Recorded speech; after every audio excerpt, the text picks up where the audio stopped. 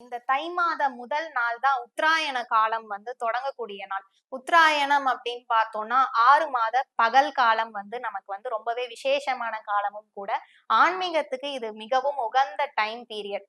So இதற்கு முன்னாடி 6 மாதங்கள் பார்த்தீங்கன்னா தட்சிணாயன காலமாக இருந்திருக்கும். 6 மாத இரவு காலம் முடிந்து உத்தராயண காலம் இந்த 6 மாத பகல் காலம் அப்படிங்கிறது இந்த தை மாதம் முதல் நாள் அன்று துவங்குகிறது.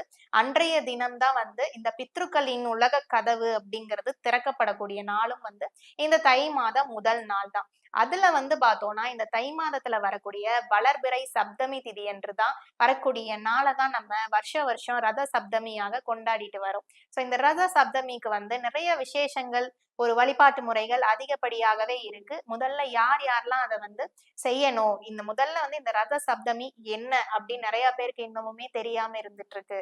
ரத சப்தமி அப்படின்னு பார்க்கும் பொழுது சூரிய பகவான் தன்னுடைய ரதத்தையே வட திசையை நோக்கி திருப்பக்கூடிய அன்றைய தினம்தான் ரத சப்தமியாக நம்ம கொண்டாடிட்டு வரோம்.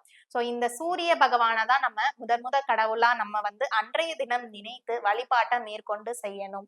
சோ ரத சப்தமி அப்படின்னு பார்க்கும் பொழுது கட்டாயம் வீட்டுல நீங்க செய்யக்கூடிய வழிபாட்டுக்கள் எதற்காக அப்படின்னு கேட்பீங்க. சோ நோய் நொடியினால கஷ்டப்பட்டுட்டு இருக்கீங்க, ரொம்ப வருஷமா மெடிசன் எடுத்துட்டு இருக்கிறவங்க, ஒரு சின்ன சின்ன உடல் ஒரு நோய்கள் எனக்கு வந்துகிட்டே இருக்கு, மருத்துவ செலவுகள் என் குழந்தைக்கு அடிக்கடி வந்துட்டு இருக்கு, சோ என்ன செய்யலாம் அப்படின்ற கேள்வி நிறைய பேருக்கு இருக்கும். சோ அவங்க எல்லாருமே சரி நல்ல ஒரு ஆரோக்கியம் மேம்படணும் அப்படின்னு நினைக்கிறவங்க இந்த ரத சப்தமி திருநாள் அன்று முறையான ஒரு வழிபாட்டை துவங்குனீங்கன்னாவே போதும். நிச்சயமாக உங்களுக்கு நிறைய ஒரு மாற்றங்கள் உங்க வாழ்க்கையில ஆரோக்கிய ரீதியாக ஏற்படுத்தும்.